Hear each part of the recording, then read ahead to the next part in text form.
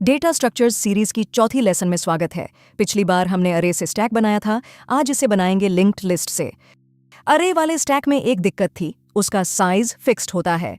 Linked list से बना stack dynamic होता है, जितने चाहें उतने एलिमेंट्स, कोई फिक्स्ड लिमिट नहीं।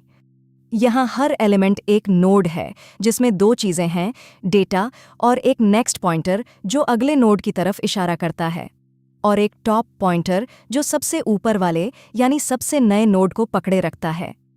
पुश करने के लिए एक नया नोड बनाओ, उसका नेक्स्ट करंट टॉप की तरफ लगाओ और फिर टॉप को उस नए नोड पर ले आओ, यानी नया नोड हमेशा सबसे आगे हेड पर जुड़ता है।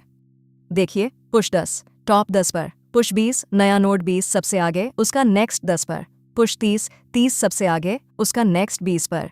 हर बार नया नोड हेड बन जाता है।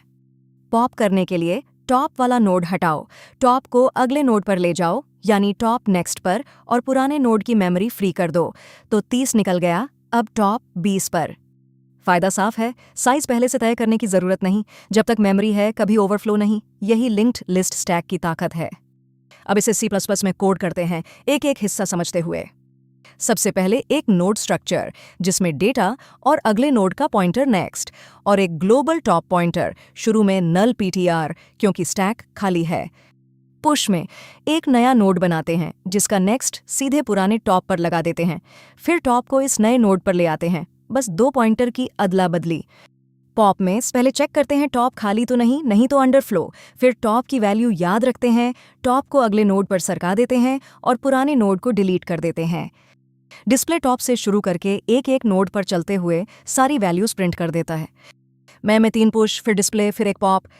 एक बार दिमाग में चलाइए, पुश 10 20 30, हर नया नोड टॉप बनता जाता है 30 से 20 से 10।